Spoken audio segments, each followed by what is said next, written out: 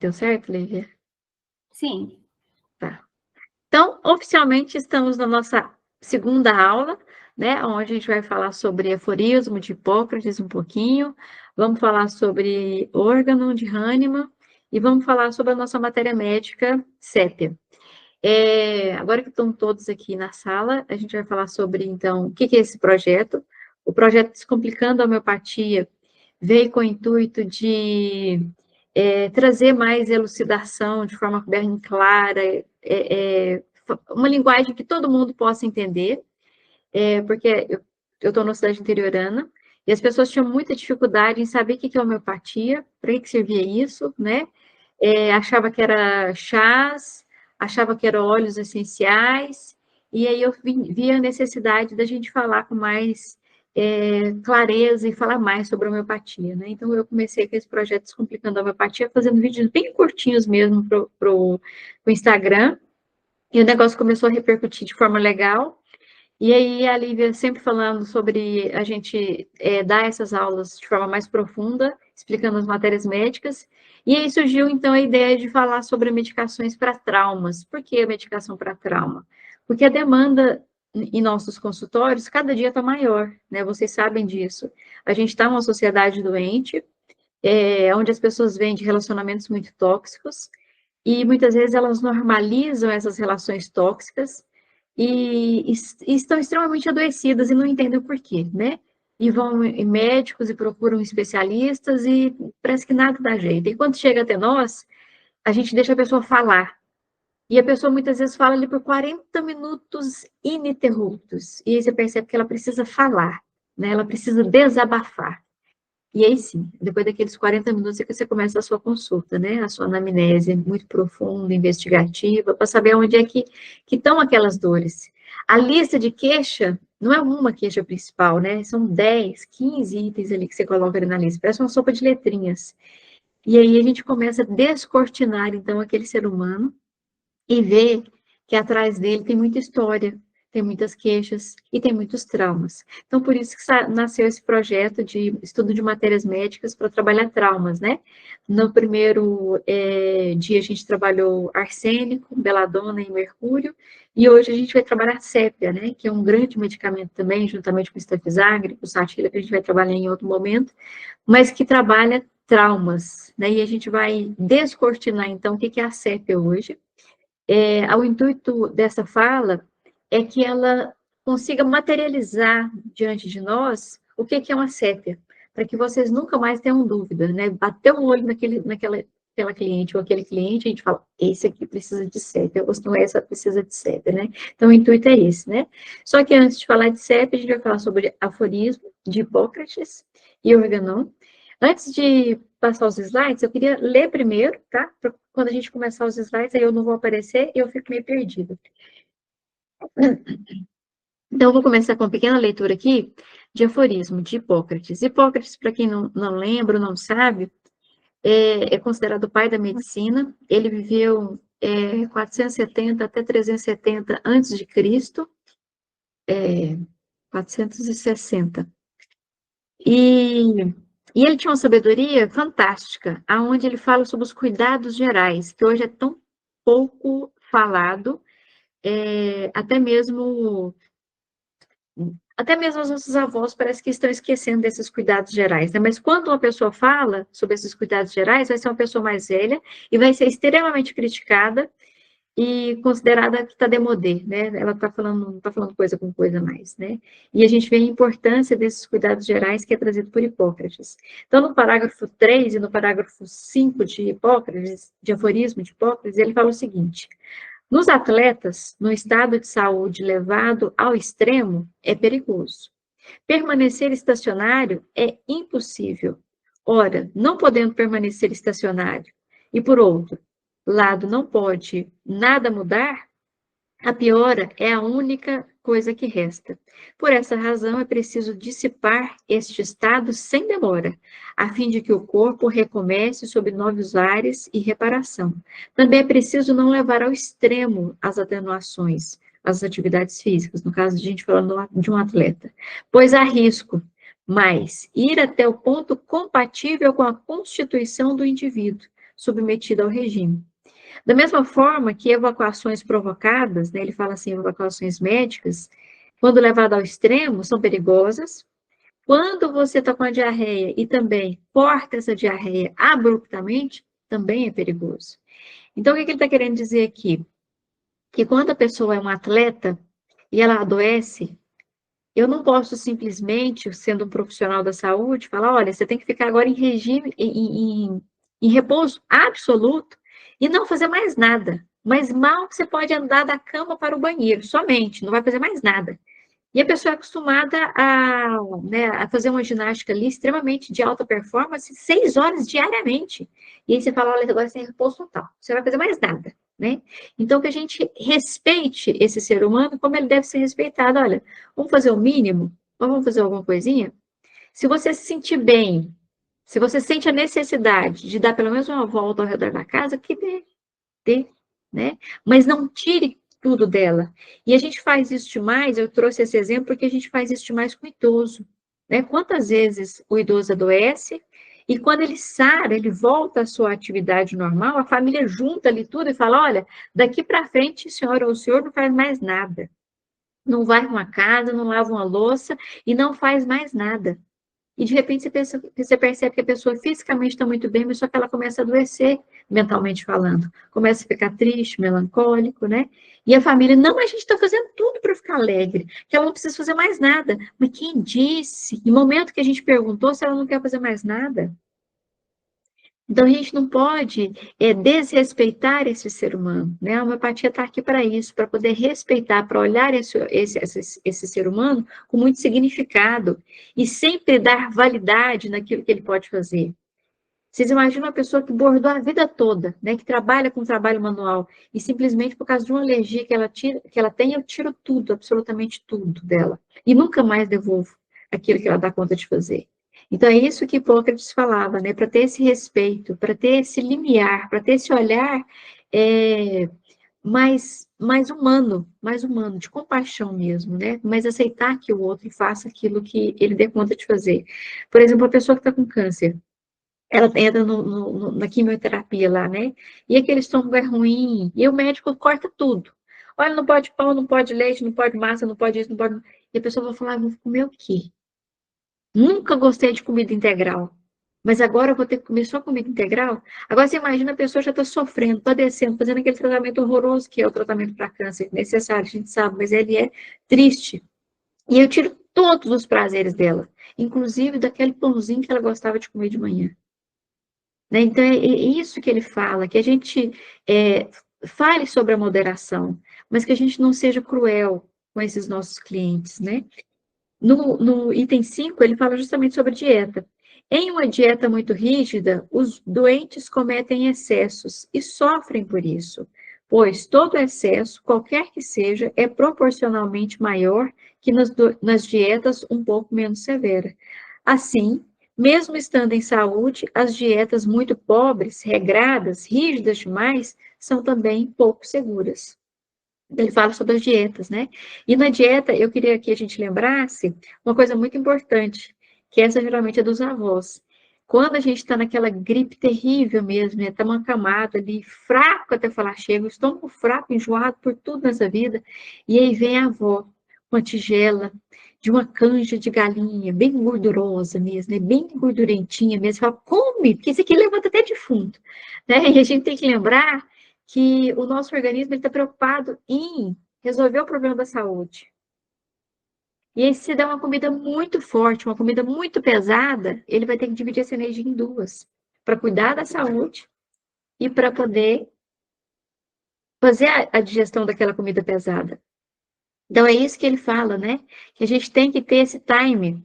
Esse é muito importante. Se é uma pessoa doente, as verduras têm que ser bem cozidinhas, tudo bem molinho, para ser de fácil digestibilidade, para o organismo não pegar aquela energia vital, que já está enfraquecida, e ter que dividir ela em duas fontes de trabalho extremamente extenuante, que é uma que é manter a vida da pessoa ali, que é tentar resolver o problema da saúde, e a outra é dividir para fazer uma digestão de uma comida pesada, né? Da mesma forma também que eu não vou pegar aquela pessoa que come 2.000 calorias, porque talvez é um trabalho de roça, pega pesado no serviço, ou senão até o atleta mesmo, e ela ficou doente, e eu reduzo essa alimentação dela a 200 calorias por dia, e quero que ela sobreviva feliz da vida. Não é assim. Então, vamos ver o que é essa moderação, vamos ver qual que é o time dessa pessoa, né? Qual que é o limite que essa pessoa está ali, e vamos trabalhar dentro desse limite, mas não tirar todos os prazeres dessa pessoa, né? É ter esse respeito, né? Ter essa cordialidade com esse ser humano. Então, prosseguindo, no órgão, ele fala sobre nós, no parágrafo 3 e 4. Toda a parte que ele vai falar sobre o médico, que no órgão, eu vou falar homeopata, tá, pessoal?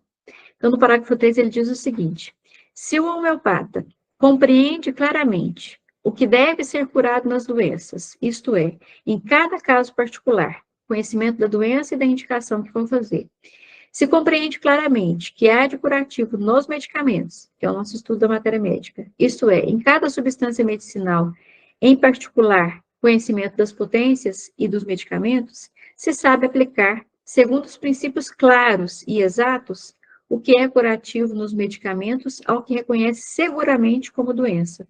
Se sabe, enfim, remover os obstáculos à cura. Então, ele está dando um puxão de orelha em nós, né? E uma compreensão também. Que a gente, antes da gente pensar na medicação, a gente tem que saber quem é aquela pessoa que está na nossa frente, né? Quem é esse ser humano que está ali clamando por ajuda. Sempre ele vai trazer uma queixa física, quase que na mão dele, assim, né? Entregar para a gente ali. Mas que a gente pega aquela queixa, então, respeitosamente deixa ela aqui de lado e tenha condição, clareza de olhar para aquele ser humano como um ser único e especial e definir, juntamente com ele, quem é ele. Quais são as dores que ele traz para estar trazendo aquela doença ali, né? As doenças, a não ser aquelas mecânicas de um acidente que aconteceu, são materializadas no nosso emocional, elas são fabricadas primeiramente no nosso emocional, no nosso mental, depois é que elas vêm para o físico, né? Então, sempre a gente tem que lembrar disso. Atrás de uma materialização de uma doença, veio um emocional abalado e veio um mental doente. Então, a gente tem que olhar para esse mental e para esse emocional antes de pensar nessa doença. Sempre. Né? Então, ele tá querendo dizer isso aqui para a gente. E nessa mesma sequência, ele fala o seguinte no parágrafo 4. Ao mesmo tempo, o homeopata é o guardião da saúde se souber o que perturba e o que conserva e o que reestabelece. Se souber discernir as causas que provocam a enfermidade e que a mantém, e se souber removê-la, enfim, se os conhecimentos e os meios de conduzir a uma missão, a saúde perfeita, de preservar, aí sim, você é um homeopata. Ele fala que médico. Então, ele está falando mais uma vez, né, que a gente tem que saber a pessoa como um todo. E nós somos responsáveis, nós somos os guardiões da saúde.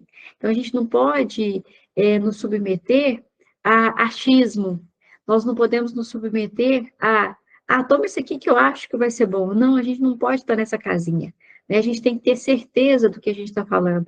Por isso que a gente não pode ter preguiça em fazer a anamnese e nunca, de forma nenhuma, pegar ali as queixas da pessoa, né? Ah, a pessoa sente enxaqueca, eu anoto um remédio para enxaqueca. Ah, sente dor no estômago, eu anoto um remédio para dor no estômago.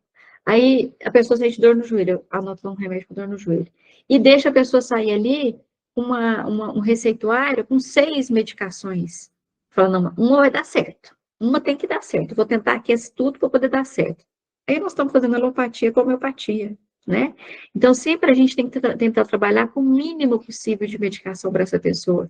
Porque a partir do momento que eu tento trabalhar com o mínimo, isso quer dizer que eu olhei esse ser humano como um todo. E levantei todas as queixas e tentei achar a matéria médica que mais se encaixa. Muitas vezes eu não vou ter uma matéria médica que vai se encaixar 100% na pessoa. Ela vai estar ali 60% de um, 40% do outro. Mas o que está mais pesando? Não, é 60% dessa aqui. Então, vamos testar ela primeiro. Vamos ter paciência. Uma coisa que a gente não tem nos dias de hoje também, pessoal, é paciência. E a gente quer, da mesma forma que a pessoa chega ali desesperada para a gente poder tratar ela, e ela quer sair resolvida já, nós terapeutas também muitas vezes queremos. E nós não podemos ter essa pressa. A homeopatia pede, ela clama, ela implora para que a gente tenha paciência com esse organismo. para que ele vá voltando para o seu eixo central de equilíbrio, mas aos poucos. Então, a gente tem que dar um tempinho para esse organismo, para ele poder voltar, para querer voltar. Né? O caminho está certo. O caminho está certo. Mas a nossa paciência é que muitas vezes não está certa. A pessoa, 3 dias depois, passa um WhatsApp e fala, olha, não vi nada de diferença. Aí você começa a relembrar tudo que ela trouxe de queixa. Tá dormindo ruim, do jeito que você estava? Não, dormi até que eu estava dormindo, tô dormindo melhorzinho um pouquinho. Opa, então não é tão ruim assim. Melhorou pelo menos alguma coisa. E aquela dor extremamente desesperadora, tá sentindo ainda? Tô, mas melhorou bastante? Opa, então tem mais coisa aí que tá melhor, né? Então que a gente não tenha preguiça de pegar essa fichinha dessa pessoa e rever com ela quais são as sintomáticas dela, para que então ela consiga enxergar a melhora. Porque a piora, gente, todo mundo, é fácil a gente achar, mas a melhora a gente acostuma facilmente, né? Então, muitas vezes a pessoa já teve grandes melhoras e tem um itemzinho que ela não melhorou. E ela se apega àquele item para poder reclamar para a gente, né? Então, que a gente tenha essa tranquilidade de voltar lá na fichinha dela e falar, olha, vamos rever aqui? Você falou isso, nem nada melhorou? Com certeza ela vai falar, não, isso aqui melhorou, isso aqui também melhorou, isso aqui também melhorou. E muitas vezes no final da consulta a pessoa fala assim, pensando bem, eu melhorei bastante, né? Então, muitas vezes a gente tem que fazer essa pessoa se enxergar. E isso, gente, é uma coisa muito importante nos dias de hoje, porque as pessoas não conseguem enxergar absolutamente nada. Elas não conseguem se reconhecer. E a homeopatia, assim, outra coisa super legal que eu acho dela é fazer esse chamamento para que a gente se reconheça, para que a gente se veja, para que a gente se converse com a gente mesmo, né? Quantas pessoas que a gente recebe na primeira consulta e a pessoa está tão aziada com a vida que ela quer separar do filho, ela quer largar aliás, quer separar do marido, quer largar os filhos e quer morrer. E aí passa uns dias, você fala assim, e aí, você decidiu, vai separar do esposo mesmo? Ela falou, não, eu acho que não vai adiantar não, porque se eu arrumar outro vai ser a mesma coisa, né? É uma consciência, isso é uma consciência, né? As pessoas, todos nós temos defeito, então a gente vai largar um, vai pegar outro, né? Então, ela traz essa elucidação, então é muito legal, uma coisa da homeopatia traz, é justamente essa lucidez para todos nós, né? Então, a gente falou sobre aforismo e falamos sobre Hahnemann, e eu vou trazer agora uns slides, para a gente poder entrar na nossa matéria médica, tá, gente? Vou compartilhar a tela aqui com vocês. Peraí. Só um minutinho.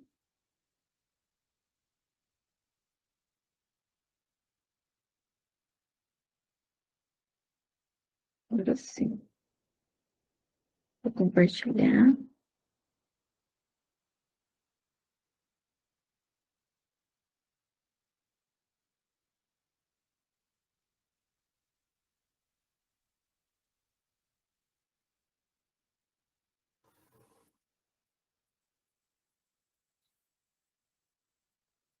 Todo mundo tá vendo a tela aí, pessoal? Sim. Tá. Falei demais, né, gente? Nem me apresentei. Sou Sheila Borges, terapeuta homeopata, todo mundo já sabe. Antes de ser terapeuta homeopata, eu já fui zootecnista, minha primeira formação.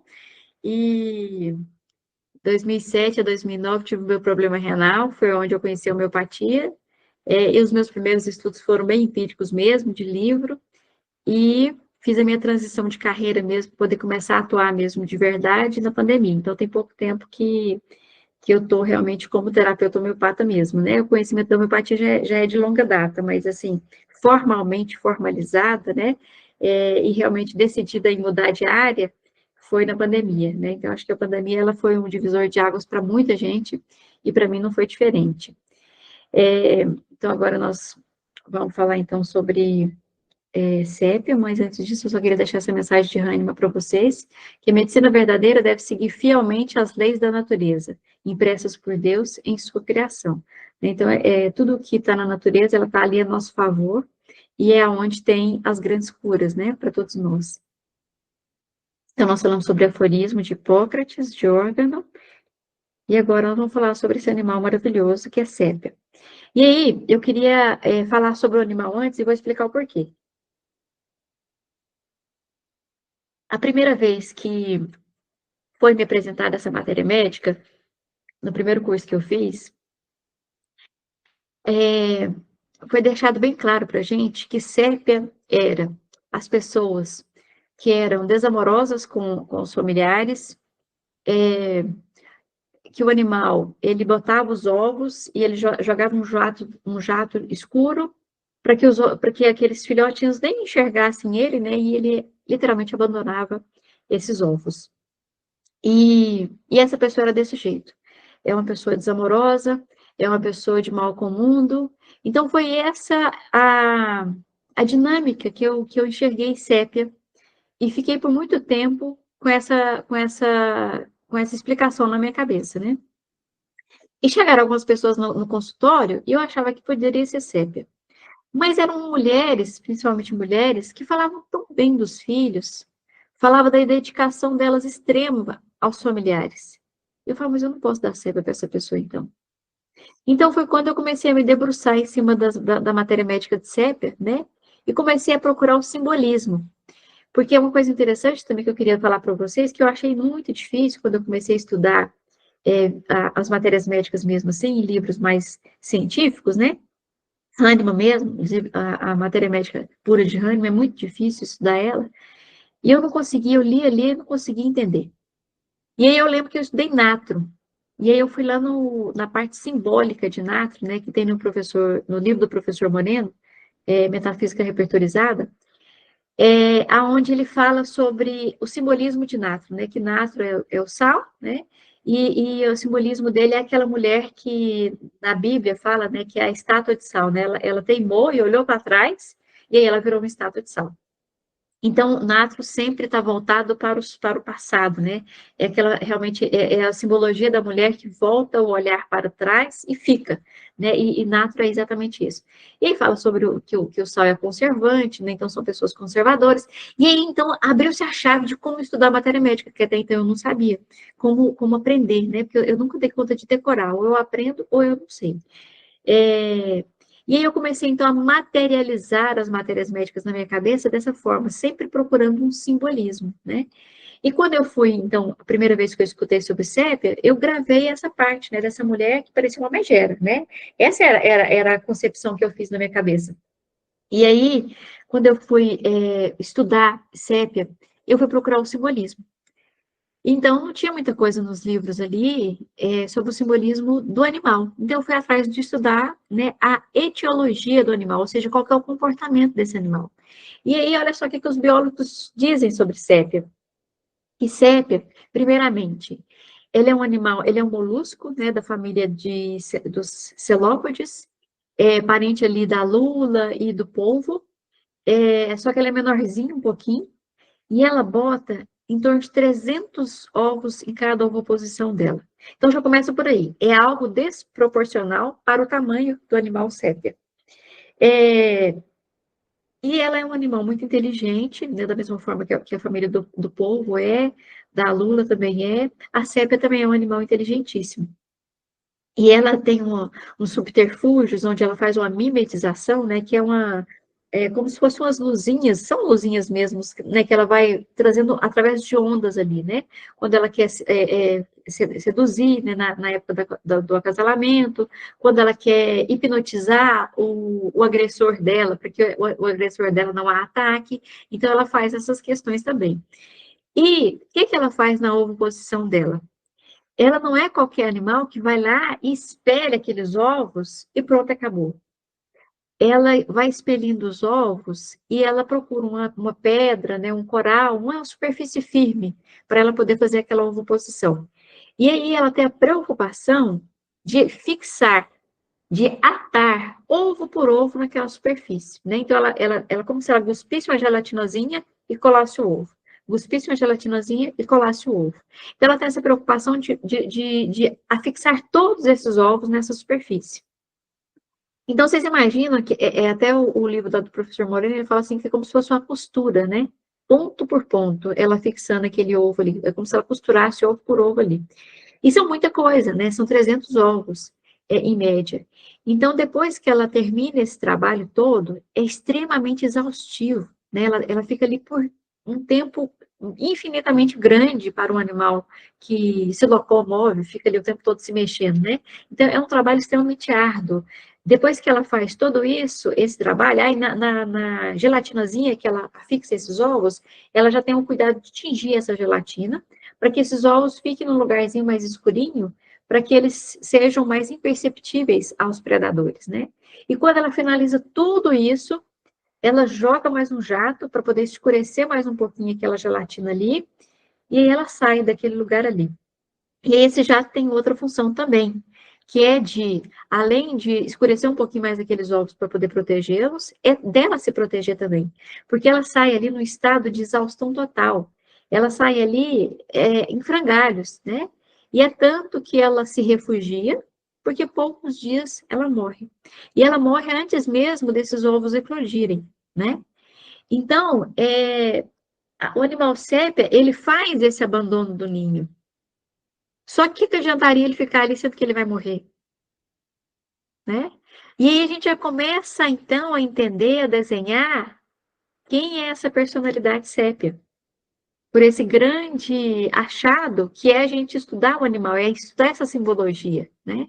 E aí você vê que ela está exaurida, ela está extremamente cansada. Então, ela joga aquele jato ali para poder fazer a última proteção que ela pode fazer, e ela joga aquele jato para ela poder se proteger e o predador não abocanhar ela ali na saída daquele lugar, porque ela está extremamente exausta, ela não dá conta de lutar, ela não dá conta de correr, ela não dá conta de fazer absolutamente nada, né?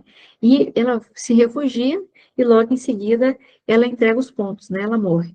Então, acho que é interessante a gente perceber que quando a gente começa a desenhar, então, essa mulher sépia, né, esse homem sépia, essa mulher sépia, mas principalmente é um medicamento mais dedicado às mulheres, da mesma forma que para o Satila, a gente começa a entender que essa mulher não é essa megera toda que muitas matérias médicas a desenham, ou pelo menos é a interpretação de algumas pessoas, da mesma forma que foi a minha, tá, gente? Eu interpretei errado. Então, ela está exausta, está cansada. Mas antes dessa exaustão e desse cansaço, eu queria que nós lembrássemos que ela doou tempo, ela doou cuidado, ela doou tudo naquele momento que ela colou, afixou aqueles ovos naquele lugar, né? E eu queria que vocês lembrassem bastante dessa nossa primeira fala, que vai ser o eixo principal, que a gente vai falar sobre sépia. Teoria de sépia, gente, teoria da medicação já agora, tá? Sépia é um grande medicamento para infertilidade e também para os abortos, né? Mulheres que abortam sempre estão abortando. A gente pode ficar de orelha em pé ali, que talvez a gente esteja de frente uma pessoa que necessite de sépia.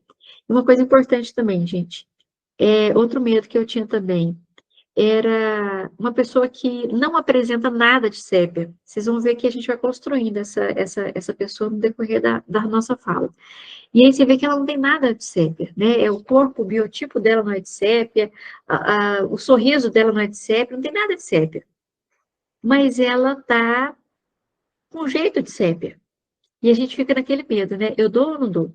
Então, tanto a sépia como qualquer outra matéria médica, a gente sempre tem que lembrar que a pessoa pode ser simílimo daquele medicamento, ou a pessoa pode estar simílimo momento daquela medicação.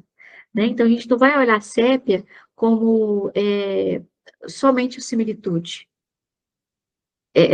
similitude da personalidade, mas talvez ela esteja no momento sépia, né? Então, a pessoa que tem vários abortos ali de repetição, a gente pode pensar em sépia? Pode, principalmente se esses abortos acontecerem o chamado aborto de retenção, do terceiro ao quinto mês de gestação. Aí é bem característico mesmo dentro desse intervalo de sépia, tá? Isso é importante. Sépia, a gente vê ela em dois miasmas. No miasma da psicose e no miasma do sífilis, né? No miasma da psicose, quando que a gente vai encontrar essa pessoa que está vibrando nesse miasma? Quando a gente vê que essa pessoa tem avareza, tem avidez, tem inveja, tem cobiça, tem medo de perder a sua posição social, ou seja, ela prima por uma posição social ali, aonde ela luta com unhas e dentes, e talvez aquela posição social não cabe mais para ela. E é isso que está fazendo ela adoecer, né? Então, a gente vê principalmente a figura feminina, tá, gente? Essa mulher nessa psicose, né? Nessa avareza, nessa cobiça de querer mais e mais e mais, né? Em outro momento, a gente pode ver também sépia no miasma da sífilis, aonde há indiferença pelos seus negócios, ilusão que é pobre, ilusão que a família morrerá de fome, da mesma forma que arsênico também tem esse medo, né? Sépia também pode ter. Lembrando, gente, dessa referência do comportamento do animal. Ela pensa que ela vai morrer de fome, e ela pensa que a sua família vai morrer de fome, né? Da mesma forma que a sépia lá, quando ela sai, ela joga aquele jato ali para fazer a última proteção, porque ela sabe que ela vai morrer, né? Então, sépia, gente, é uma pessoa que tem muita preocupação com os seus. É uma pessoa que ela talvez não dá conta de te dar um abraço caloroso, não é aquela pessoa vigorosa que sempre está abraçando, beijando, não é aquela mãe que coloca o filhinho no colo e o menino já está com 15 anos e ela está colocando o menino no colo ainda. Não é essa mãe, né? A gente não vai ver isso em sépia, mas a gente vai ver pessoas extremamente zelosas com seus familiares e que elas fazem de um tudo para esses familiares. Elas doam a vida por esses familiares, né? Então é aquela pessoa extremamente preocupada, mas ela está preocupada com o quê? Com a sobrevivência. E quando a gente fala sobrevivência, é uma sobrevivência material, é uma sobrevivência mais do lado racional, sabe? Esse é o modelo de sépia. São as pessoas que falam assim, é muito desamorosa. Pode ser até ser. Ela pode ter dificuldade de dar um abraço, ela pode ter dificuldade de dar um beijo, ela pode ter dificuldade de dizer eu te amo, de olhar no olho das pessoas assim, e falar, olha, como você é importante para mim, se ela estiver em desequilíbrio, tá, gente? Porque se ela estiver em equilíbrio, não. É, mas são pessoas que sempre, no pior dos seus dias de mau humor, ela vai estar preocupada com os outros, ela vai estar preocupada com os demais, né? Então, que a gente possa começar a desmistificar um pouco essa mulher ou esse homem, que ele não é todo desamor, assim como a gente pensa. A gente vai ver muita indiferença nessa mulher, né? E aí a gente pode notar que essa figura ela representa bem essa indiferença. É um cansaço, é uma bateria que se acabou, né? É uma falta de energia, é um cansaço que a pessoa fala assim, minha vontade é entrar dentro de um quarto, fechar os olhos e esquecer que existe um mundo lá fora, né? Por isso que essa mulher gosta de ficar sozinha, se isolar, porque o barulho para ela está muito, o barulho das crianças está muito, o barulho das vasilhas que ela está lá no tanque para poder lavar está muito. Então está tudo muito para essa mulher. Então por isso que ela se torna indiferente. E as pessoas muitas vezes julgam que é uma pessoa fria, que não importa com os outros, né? Naquele momento realmente ela está tentando sobreviver. Por isso que ela não está importando com os outros. Porque ela não está importando nem com ela mesma. Né? Quando a pessoa, a mulher, principalmente a mulher, está vibrando em sépia, ela tem uma dificuldade de se suportar. Olha só, para vocês verem tanto que isso é profundo. Ela não está tendo dificuldade só de aceitar as pessoas ao lado, não. Ela está tendo uma dificuldade de se suportar, é dela se aguentar, né? E aí sim, ela quer ficar sozinha, mas ela tem um medo atroz do abandono. Ela tem medo do marido largar dela. Então ela tem medos profundos, só que ela não vai falar. Ela não vai falar porque ela não pode demonstrar frágil. Ela não pode demonstrar esse lado frágil, né? Sempre não gosta de demonstrar esse lado frágil. Então, continuando aí. São pessoas sempre cansadas, exaustas, que têm um fastio pela vida e se irrita e chora. Chora com facilidade porque não está suportando mais essa vida, né? Renegando o seu sexo, lançando em luta competitiva com energia destruidora do sexo oposto. E aí nesse chavão aí que a gente vai receber muitas mulheres no consultório que a queixa principal dela não é nem doença, é o marido, é o companheiro, é os filhos, né? E ela reclama, reclama, reclama, reclama, e aí você fala assim, mas essa pessoa é má, assim, ele faz, né, agressões físicas com você, alguma coisa assim? Ela fala, não, é calma até falar, chega uma pessoa boa demais, mas eu não estou suportando. E então você começa a ver que o problema não é a pessoa em si, é ela que não está se suportando. né? E ela terceiriza, então, aquela culpa ali, como se fosse o outro que está causando aquele desconforto para ela. Então, a gente tem que ter muita perspicácia em retirar, em extrair essas informações da pessoa, né? Porque a gente não vai falar para ela sermos indelicados de falar assim, mas a senhora está suportando a sua chatice? Claro que a gente não vai fazer isso nunca na vida, né? Mas a gente vai extrair, né? Mas o que está incomodando tanto? Ah, a pessoa é muito lerda, a pessoa é muito devagar, a pessoa é muito isso, é muito aquilo, eu sou rápida, eu sou perspicaz, eu não sou desses mimizinhos, eu sou muito racional. Aí você fala, opa, racional, racional não te sépia. Sempre a gente vai lembrar disso. São pessoas extremamente industriosas, criativas, extremamente trabalhadoras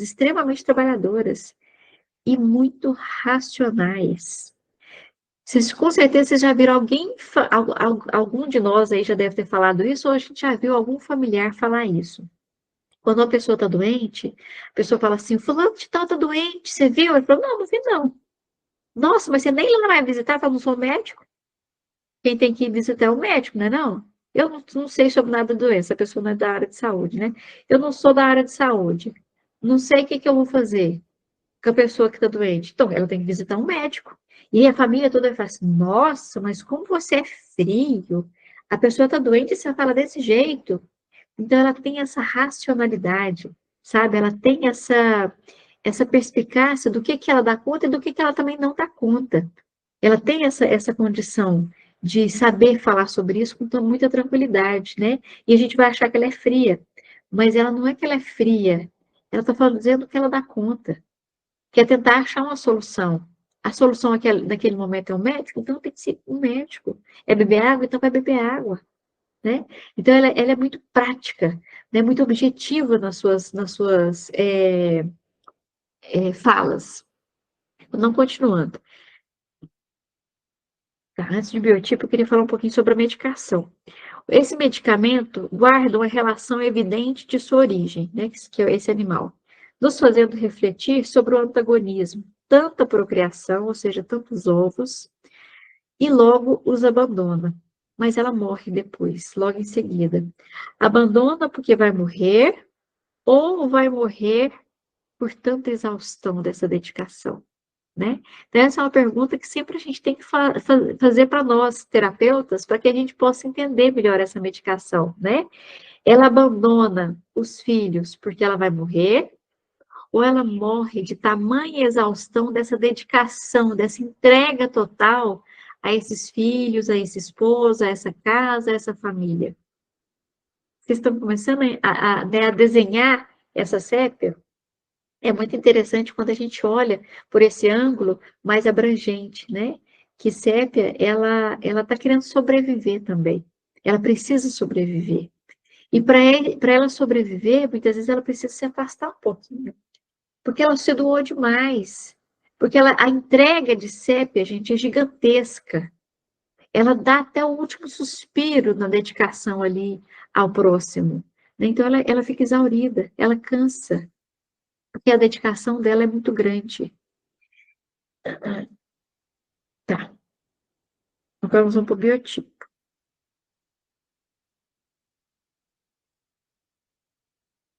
Pessoal, é porque eu não vejo vocês, eu fico perdida. Vocês tá indo tudo bem? Tá indo tudo tranquilo?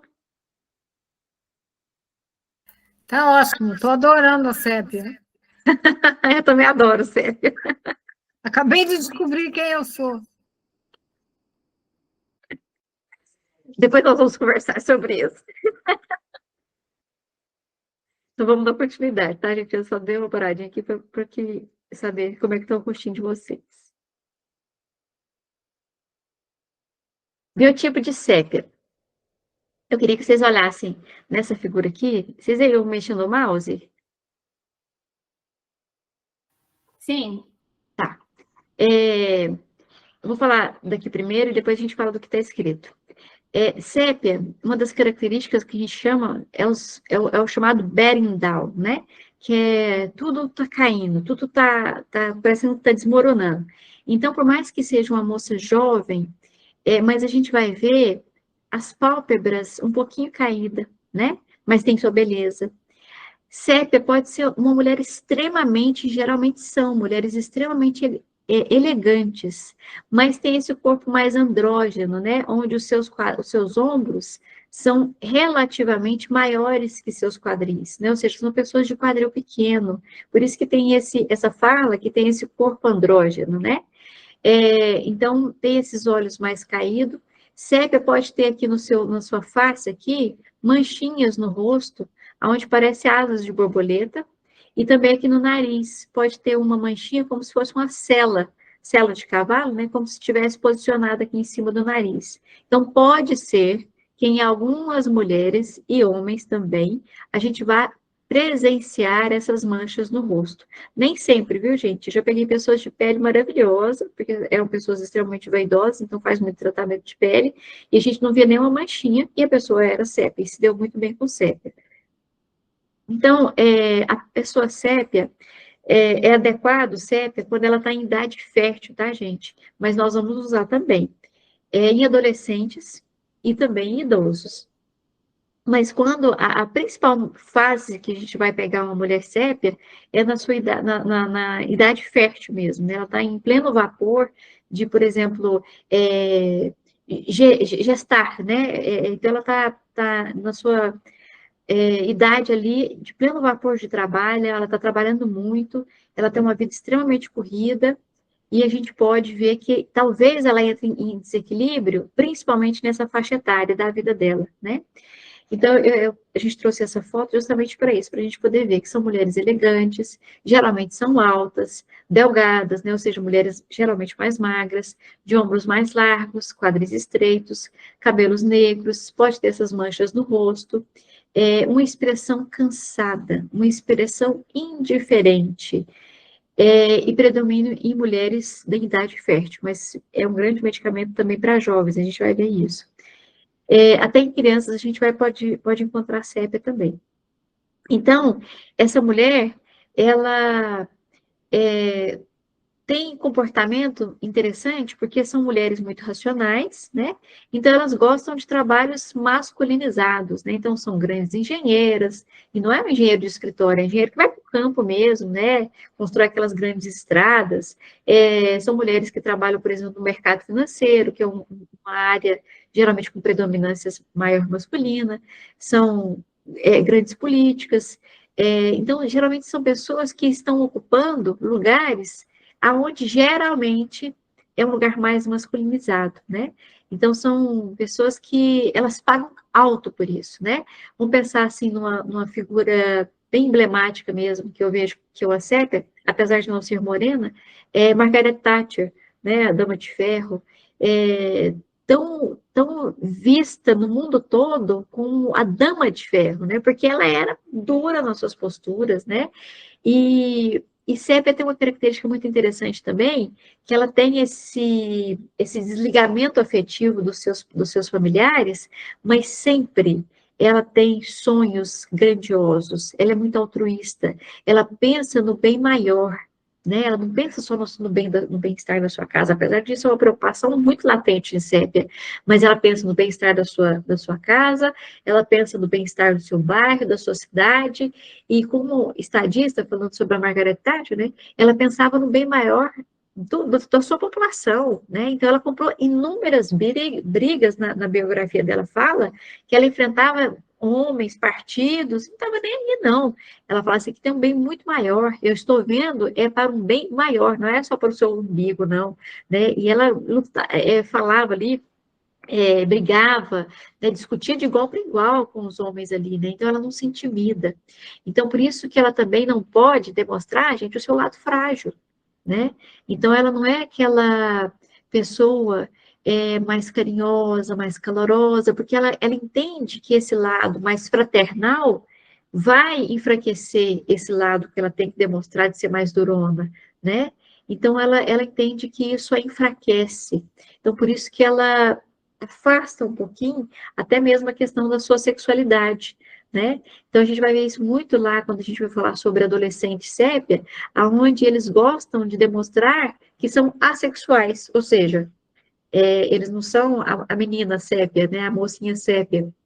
Ela não é aquela moça vaidosa, que gosta de maquiagem, que gosta de uma roupa bem feminina. Não, ela quer ficar longe desse feminino, porque ela entende que aquilo a fragiliza. Então, isso acontece muito na idade da adolescência. Depois, quando ela está na idade adulta, não, ela se permite demonstrar a sua feminilidade, né? Se permite demonstrar a sua elegância, principalmente, mas sempre com fala muito firme, né? Porque ela pode demonstrar ser elegante, mas ela não é frágil. Então, sempre ela vai ter essa questão aí muito latente nela, de demonstrar que ela é uma mulher, mas ela é uma mulher de sexo forte, né? Então, eu gosto de falar sobre isso para a gente nunca esquecer sobre sexo. A mulher sépia, ela é extremamente racional quando ela está em equilíbrio, extremamente resolutiva, pouco calorosa com as suas emoções. Sabe aquelas lamentações ali, né, que não vai resolver nada? Sépia não é muito dada a isso. Ela não gosta de ouvir aquela amiga. Vamos pensar assim, uma sépia que tem uma amiga pulsatila, né? Que é uma amiga chorona, muito carinhosa, muito dócil, muito meiga, que pulsatila é assim, né? É uma meiguice em pessoa, são aquelas mulheres lindas, dóceis, carinhosas, entregue ao amor. Aí vocês imaginam ela ser amiga de uma amiga sépia, tem uma amiga sépia, né? Sempre as duas vão estar assim, galfinhando, né? Porque a Sépia vai falar assim: larga de frescura, para de chorar por esse rapaz que não gosta de você, vai partir para outra, engole o choro, né? Acho que vai ser bem a fala de uma amiga Sépia para uma amiga Pulsatila. Porque a Sépia ela é mais durona, né? Ela é mais firme e ela não está muito afeita às lamentações. Ela sabe que aquela lamentação não vai resolver nada. O choro para ela ali não vai resolver nada, né? Então a Sépia chora, chora de raiva, de não estar suportando ela própria, né? Então, o problema de Sépia, ele sempre é com ela mesma, é o conflito dela mesma, tá? Isso é muito importante a gente entender isso. A Pulsatila, ela procura o amor no outro. A Sépia sente que ela tem o próprio amor dela. Então, ela é autossuficiente. Pulsatila sempre acha que a suficiência dela está no amor do outro que é dado para ela, né? E Sépia não. Sépia o tempo todo fala, eu sou autossuficiente. Então, se quiser me amar, ótimo. Se não quiser me amar, não tem problema. Eu já me amo por mim. Eu já me basto, né? Então, essa é uma fala sempre de Sépia também que a gente vai ouvir muito. São pessoas, assim, muito, muito elas, né? É, quando a gente fala sobre esse quadril estreito aí, é o inverso de natro, tá? Sempre, gente, só fazendo uma comparação. Natro pode ter tristeza também, pode ser bem ranzinza, da mesma forma que sépia, só que o biotipo vai ser diferente. Vai ter ombros mais estreitos e quadris mais largos, da mesma forma também que pulsatila. Dando continuidade. A criança sépia, essa criança aí é a criança mesmo, pequenininha, tá, gente? Desde pequena, são crianças que apresentam-se tristeza, uma certa indiferença. A falta de afeto na criança não é muito perceptível, não, né? Ou seja, são crianças calorosas, são crianças agradáveis, são crianças sorridentes, são crianças que querem o carinho, mas apresentam um olhar de tristeza, um olhar um olharzinho perdido, uma certa indiferença, né? Então, aonde é que vai formar, né? Que ambiente é que está formando essa criança sépia? Que não necessariamente ela tenha nascido sépia, mas ela está se formando quando ela vive num ambiente onde os pais trabalham muito. E ela sente esse abandono desde cedo. Então, é aquele abandono com o pai presente, sabe, mãe presente. Mas é aquela mãe mais distante, aquela mãe mais fria, que trabalha demais, e a criança é cuidada por terceiros. Então, sempre vai ser uma criança com uma predisposição a doenças emocionais, né? Porque ela tem essa tristeza. Então, ela tem que aprender desde cedo a fazer é, é como se fosse, eu tenho que continuar sobrevivendo, independente da minha mãe estar perto ou não estar perto, porque minha mãe nunca está perto. Então, eu tenho que aprender a viver. Então, ela começa a criar essa independência afetiva muito cedo, né? Então, por mais que ela seja calorosa com os outros, amorosa com essa mãe também, mas ela tem que engolir seco e aprender a ser independente dessa mãe. Então, talvez a gente esteja num ambiente criando a criança sépia, né, e se formando um ser humano sépia justamente nessa parte. Ou talvez essa criança também foi filha de uma mãe sépia, Como é que vai se comportar uma gestante sépia? É aquela gestação linda, mas para ela tá tudo ruim, tudo ruim. Se a criança mexe, tá ruim, porque dói o útero. Sépia vai ser uma única gestante que vai falar assim que quando a criança encosta na parede do útero, ela sente dor. Esse é um dos keynotes de sépia. Né? É a gestante que quando fala assim, encostou na parede do meu útero, senti uma dor terrível. É uma característica de sépia. Então, essa criança nasceu nesse útero, né? Dessa mãe que a criança não pode fazer nada, que tudo tá ruim. Então, ela pode, talvez, até nascer já sépia, ou ela se tornar sépia por esse lar muito distante, né? Desses afetos muito calorosos. São crianças que urinam e defecam em todos os locais, mas a gente tem outras medicações que fazem isso também, né? Crianças que apresentam uma depressão mental. Hoje a gente, infelizmente, está vendo falar bastante sobre isso, coisa que não via no passado, mas hoje a gente está vendo. Tá. Na infância ali já de primeira, segunda infância, né, já a idade escolar, como é que essas crianças são? São crianças muito emotivas, reservadas, parecem ser indiferentes. São crianças que a gente considera elas como amorfa, sabe? Não cheira nem fede. Essa é a expressão que a gente vai escutar sobre essas crianças. Não apresentam grande entusiasmo ou alegria. Vão receber um brinquedo e vai ficar igual essa menininha aí, ó, com essa bonequinha. Né? Ela recebe o brinquedo, ela brinca, mas ela não fez aquela festa como as outras crianças geralmente fazem, né? Agradece, pula, e é aquela coisa que ela mais queria na vida, né? E ela festeja. Não, sempre não é de muita festa.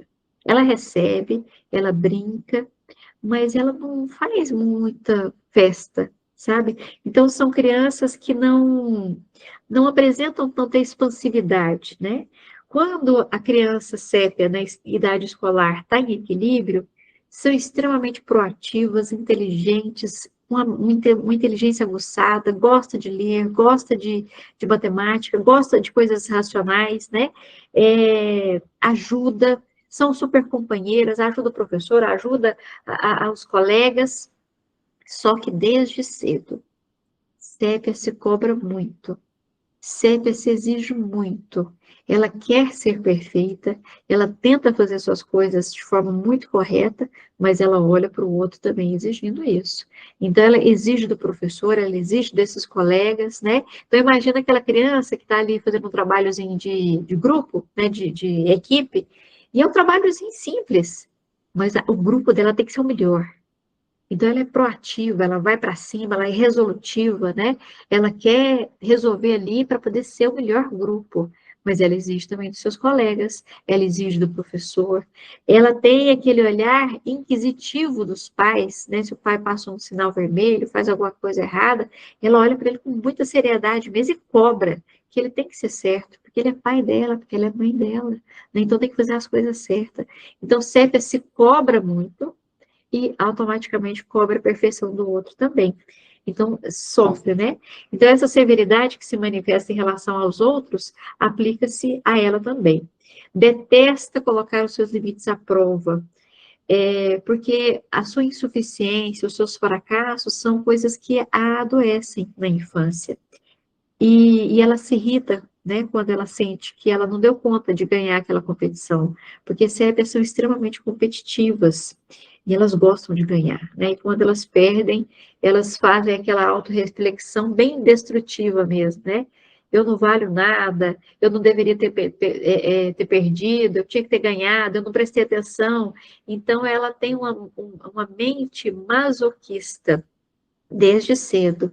Esse sentimento masoquista, ele vai ganhar corpo mesmo na adolescência, mas ele, como criança, já tem esse pensamento masoquista, né? É de uma autoflagelação, né? Eu não presto, eu não fui boa, então ela tem essa autopunição desde muito cedo. Desde criança até adolescência e adultos, são espíritos lógicos, tendências a racionalizar, introversão, hipersensibilidade às frustrações, masoquistas, né? E uma personalidade mais distante, pouco calorosa. Na família, como é que essa criança é vista? Ela é julgada como uma criança séria, muito ligada às coisas que lhe pertencem, ela tem uma responsabilidade muito grande, né, com seus livros, com seus cadernos, com seus brinquedos, ela tem esse senso de responsabilidade, parecendo até mesmo egoísta. Fica colérica ao ser injustiçada ou ver injustiça, da mesma forma que Nato. E como é que é o biotipo dessa menina?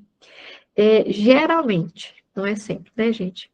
Nós estamos numa sociedade extremamente eclética de multirracial, né? Então a gente não pode bater o martelo que é só dessa cor, mas geralmente são mocinhas mais morenas, de olhos pretos, um olhar sério e uma expressão tímida e um pouco até mesmo orgulhosa. E agora a gente chega em adolescente sépia.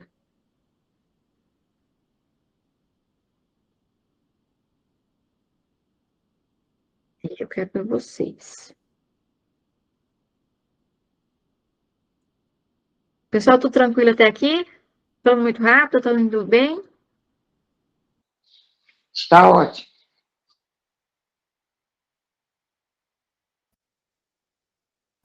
Tá ótimo. Tá bom, então. É, a adolescente sépia, gente, os adolescentes, né? São considerados, se consideram, não são considerados, não. Mas eles gostam de se considerar, muitas vezes, assexuais, né? Ou seja, eles não querem mostrar a sua sexualidade, porque eles não querem ser muito. Eles não querem ser as estrelas da escola. São aqueles adolescentes que querem passar despercebidos, né? Então, são adolescentes mais racionais, que querem aqueles papo-cabeça, que querem conversar sobre política desde cedo, coisa que ninguém quer na adolescência, sabe? A mocinha sépia e o rapaz em sépia quer. Eles querem uma conversa legal ali com os professores, são sempre amigos dos professores, porque eles amadurecem com mais rapidez, justamente por causa daquele ambiente lá atrás que proporcionou isso para eles, né? Então eles tiveram que fazer esse amadurecimento mais rápido, aonde eles tiveram que fazer essa entrega dessa afetividade, né, esse distanciamento, eles tiveram que já fazer essa transição ali de que eles têm que ser independentes. Eles têm que sobreviver sem esse tanto amor assim, né? Então são pessoas que amadureceram mais rápido, talvez até por esse meio onde eles conviveram mesmo, né? Então, talvez filha de uma mãe solteira, onde a mãe tinha que trabalhar, fazer de tudo, filha de talvez casais que estão juntos ali, mas sempre um está falhando um pouco em relação aos sentimentos em relação a esse filho ou essa filha, então ela tem que começar a fazer esse desvencilhamento. E na adolescência há a cisão, então, há essa separação afetiva, né? Principalmente da mãe primeiro, e logo em seguida do pai. E aí, muitas vezes, quando é menina, a gente vai ver uma certa rivalidade, né? A mãe talvez vai chegar no consultório e vai reclamar que, olha, essa menina parece uma rival minha, ela tem uma paixão pelo pai dela e ela quer me cancelar, a vontade dela parece que quer me cancelar, né? Os termos que a gente escuta muito hoje. Então, essa menina, ela tende a gostar tanto desse pai que ela quer ser o exemplo para esse pai, né? Então, ela não quer demonstrar sua fragilidade, então, ela não quer dar trabalho no aspecto, assim, de namorar cedo, então, ela vai ser mais séria, essas roupas sem mostrar muita coisa ali, né? Então, uma roupa larga, uma camiseta e calça jeans, porque ela vai entender que o pai dela quer não ter essa preocupação com ela. Então, ela se castra, né? As adolescentes, elas tendem a se castrar no aspecto assim, não quero mostrar essa feminilidade, porque essa feminilidade está ligada muito mimizinho e tal, e eu não quero demonstrar essa fragilidade em mim, né? Então, eu sou igual ao meu pai, sou forte como ele, e aí, então, a tendência de seguir profissões dos pais, do pai em especial, né? Ou, se não, profissões que o pai fala que acha muito bonito, gosta muito, né? Mesmo sendo profissões mais masculinizadas. Então, é uma tendência que essa menina vai ter, né? É justamente disso, de procurar essas profissões mais masculinizadas. A menina Sépia, a moça, né, Sépia, e o rapaz Sépia também, são idealistas, como a gente falou, sonha grande, né, e são sonhos imaginários e de grandes aspirações, né, ou seja, eles querem formar para poder ajudar o mundo, eles querem formar para poder ajudar o planeta, né, então eles sempre têm ideias grandiosas, né, são, são rapazes e moças que vão ser gostoso conversar com eles, porque as ideias deles são fantásticas, são boas, né? Então, se ele quer ser um médico ou uma médica, é porque ele quer salvar vidas, ele não está ali ligado ao dinheiro em si, nem ao status propriamente dito, né? Se ele quer ser um astronauta, é porque ele quer ajudar o planeta. Então, sempre são sonhos que não é só um sonho para si, né? E para satisfazer o papai ou a mamãe, como o Sátila faria, né? Nessa vontade de agradar esses pais, mas sim por uma causa nobre, uma causa gigante, né? Essa é a adolescente sépia e o adolescente sépia. É importante também a gente falar que sépia vai ser um medicamento que a gente pode usar com muita amorosidade para aqueles rapazes ou moças que chegarem no nosso consultório, é, ainda que não decidiu ainda sobre a sua sexualidade, tem os seus medos, as suas angústias, né? E acha que nasceu no corpo errado, né? Uma menina que se vê mais com pensamentos e comportamentos mais masculinizados. É um menino que está desconfortável também no seu corpo, porque sente que ele está no corpo errado, né? Então, a gente vai trabalhar com muita delicadeza, Sépia, em ajudar esse jovem a se encontrar, né? Principalmente nessa questão da homossexualidade, né? Que hoje ainda é mal vista, ainda é pouco aceita, ainda existe muito preconceito. E esse jovem está ali extremamente amedrontado com esse universo que para ele ainda é tudo muito confuso, né? Então, sempre vai chegar ali e vai acalmar esses sentimentos, vai tranquilizar ele na certeza daquilo que ele tem que definir, né?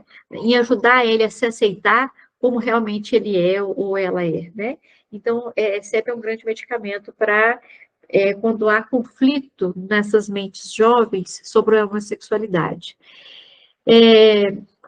O rapaz ou a moça sépia, principalmente as mocinhas, podem ter anorexia nervosa, né? Uma perda de apetite muito grande. Sépia tem questões de perda de apetite grande, uma sensação de vazio no estômago, um desejo só de beliscar. Na hora do almoço ela não quer almoçar, porque o cheiro da comida enjoa, dá náuseas, só de pensar na comida ou sentir o cheiro, né?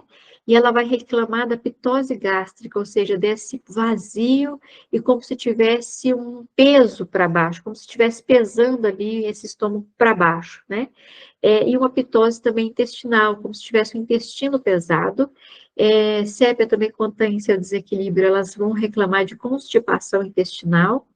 E o enfraquecimento, né? Um enfraquecimento, uma exaustão extrema, porque ela não se alimenta direito, né? Ela sente enjoo para tudo mesmo, né? Então, a gente pode estar, talvez, diante a um adolescente sépia. Na adolescência, já conquistou a sua autonomia afetiva. A autonomia afetiva, inicialmente, da mãe, né? Ou seja, ela faz esse desligamento afetivo ali, principalmente com a mãe, o oposto de Pulsatila, né, que é muito grudada à mãe, que é muito carinhosa com essa mãe, ela vai fazer essa independência emocional ali da mãe em primeiro lugar, em seguida do pai. Sépia necessita menos dos outros, diferente de Pulsatila, que necessita muito dos outros, né? Então, a Sépia tem menos manifestações de ternura, o contrário de Pulsatila, né, que tem muita manifestação de ternura, tem muita doçura, né? Sépia tem pouca doçura nesse aspecto. A adolescente sépia se castra, forjando uma personalidade na qual o aspecto afetivo vai se economizando, né? Inibe seus sentimentos, assume um estilo mais assexuado, podendo ser grandes cientistas, grandes desportistas, militantes políticas, né?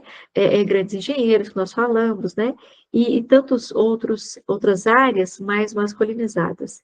Desta forma, ela pode, sem culpabilidade, tentar encontrar interesses comuns ou compatíveis ao do pai, né? E fazendo essa identificação com esse pai. Então, sempre são aquelas filhas queridinhas do papai.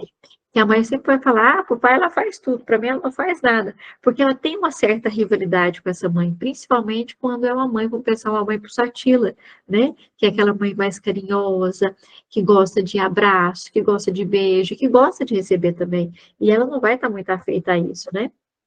Suprime a sua feminilidade para se livrar da ideia da fantasia sexual, pois isso poderia trazer-lhe o seu lado frágil. E a coisa que ela mais renega na vida é a demonstração do seu lado frágil, né? Demonstra ser forte como seu pai, sacrificando assim a sua feminilidade. A adolescente sépia encontra no modelo masculino do pai o seu modelo perfeito, tornando-se a queridinha do papai e entrando numa rivalidade com a mãe. No aspecto da sexualidade, ela se reprime, pode até mesmo se bloquear por um tempo.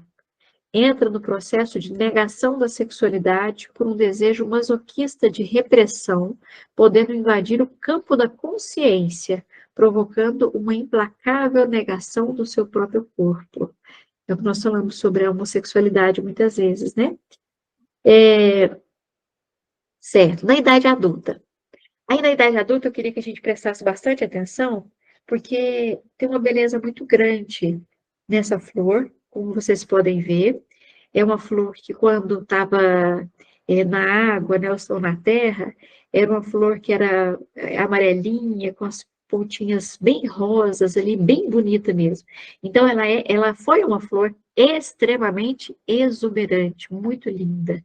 Mas aí a flor representa exatamente a idade adulta, quando o sépia está em seu desequilíbrio, que reprime a sua sexualidade, podendo tornar-se mulheres frígidas, mulheres com pitose pélvica, né? Ou seja, esse sentimento que está tudo sendo puxado para baixo, sendo empurrado para baixo, tem um prurido vulvar e outros sintomas ginecológicos que a gente vai ver lá em sintomas físicos. Quando interrogada sobre a sua vida sexual, geralmente é reticente e evasiva em sua fala, vai falar assim, está dando para levar. Ela demonstra-se uma total falta de importância para a sua vida sexual, sabe? É exatamente isso que ela quer demonstrar, tipo assim, eu sou independente disso, eu não vivo para o sexo, né? Se tiver bem, se não tiver também é a mesma coisa. Então, ela demonstra uma total falta de importância, ela invalida, inclusive, o sexo oposto, né? Ela pode demonstrar uma aversão e até uma raiva, uma abominação ao sexo oposto.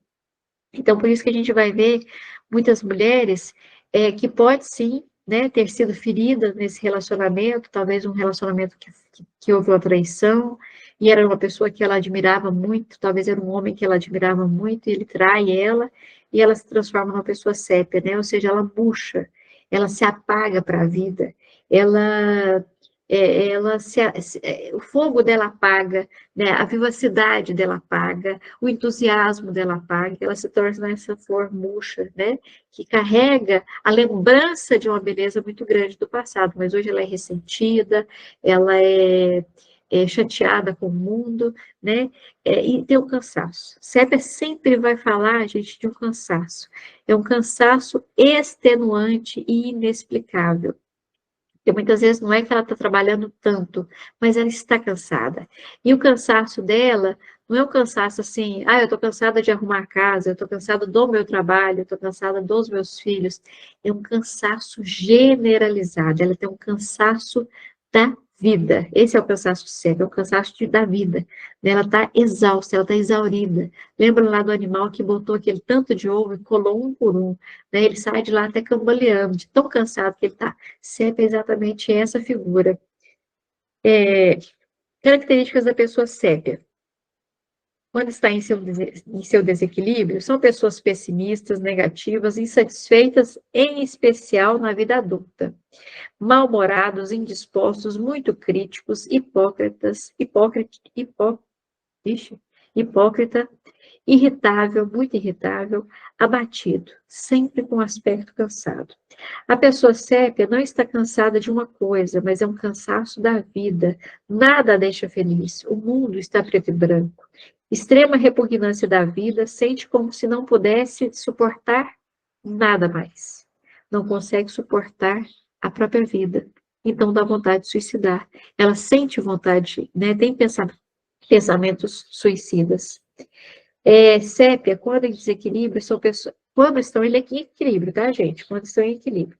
São pessoas laboriosas, concentradas, muito racionais, de concentração muito boa.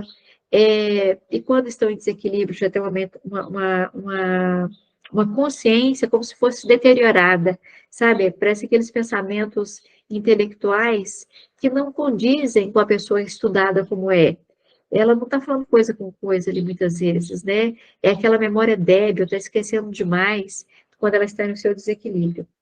Ela tem um cansaço mental e físico terrível, tem aversão ao trabalho mental, sente um cansaço, uma lentidão dos movimentos, porque tudo está pesado, as pernas estão pesadas, o estômago está pesado, né, o útero está pesado, está tudo pesado em sépia. E as suas pálpebras também estão pesadas, né? Ou seja, aquela pessoa de semblante triste, de olhar triste, é o que a gente vai ver em sépia. Lembrando do animal, né? Que cuidou com zelo excessivo dos ovos, cuidado exagerado com o que é seu, com o que considera a sua obrigação. E essa obrigação é com tudo, tá, gente? Essa obrigação é para com o seu trabalho, essa obrigação é para com os seus familiares, essa obrigação é para com a casa, essa obrigação é para com os cachorros de rua que ela ajuda a cuidar, essa obrigação é para aquele trabalho voluntário que ela faz, ela dedica o máximo, ela dedica tudo.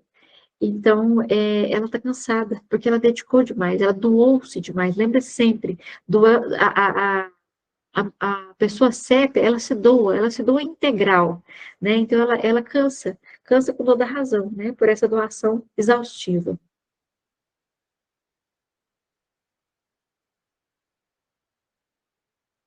Gente, agora eu vou fazer uma leitura de uma contribuição aqui do livro da doutora Margaret Tyler.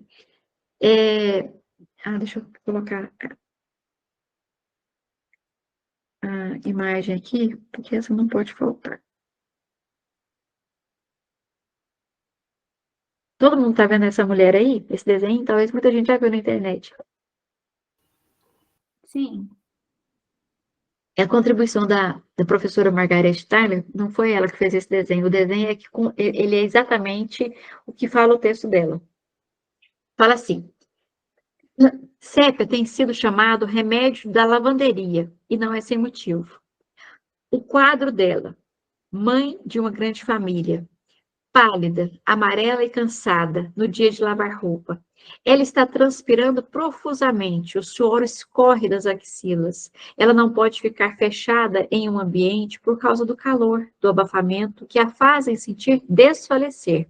Apesar disso, o vento frio que passa através da porta aberta lhe é quase insuportável. As costas dela dói terrivelmente. Ela quer pressioná-las, apoiá-las em algo duro, da mesma forma que Natro.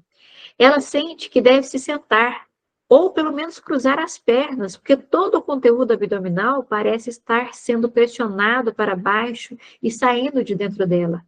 Ela simplesmente deve se sentar para mantê-lo tudo dentro dela, da mesma forma que Lilian Tigrino. O aborrecimento que as crianças lhe trazem são maiores do que ela pode suportar. Seu bebê camomila quer ser pego e carregado no colo, e grita, e chora. As brigas das crianças mais velhas, empenhadas em arrancar os olhos umas das outras, são mais do que ela pode suportar. E quando seu filho de 6 anos de idade começa a bater uma panela com uma colher de pau, e ela não aguenta mais. Ela pega a panela, atira longe e dá uma palmada em seu pequeno filho. E ele não melhora a situação. Ele berra medonhamente e ela não se importa. Oh, como ela queria sair correndo e deixar tudo isso para trás, só para ter um pouco de paz. A cabeça dói. A dor é do lado esquerdo hoje. Na última vez era do lado direito. Como ela lembra vagamente. Ela fica tão nervosa e exaltada que se agarra à borda da tina de lavar roupa para evitar de gritar. Se ela simplesmente pudesse fugir de todos e de tudo e se deitar sozinha no escuro e fechar os seus olhos, seu marido chega. Ela não tem nenhum sorriso para corresponder ao dele, nada além de uma indiferença insípida, cansaço e sofrimento. Ele tem que deixá-la sozinha e ela em seu trabalho a fazer. Pitose em todo lugar, ou seja, tudo está caindo, né? Sente qualquer parte do corpo arrastada para baixo, por dentro e por fora. Veias e hemorroidas congestionadas com a sensação de puxar para baixo. Até mesmo as suas pálpebras são muito pesadas para mantê-las abertas. Ela simplesmente pensa, se eu pudesse deitar e fechar os olhos. Mas ela sabe, mesmo 10 minutos de sono faria uma nova mulher. Mas existe roupa de molho, ou para passar, a cozinha, o terror dos seus filhos inquietos, com barulho e agitação. Dormir não é para ela. Sua pequena filha pulsatila se aproxima. Posso ajudar você, mamãe? Mas ela empurra. E a pequena afasta, chorando. E a mamãe sente que é indiferente às lágrimas daquela pequena.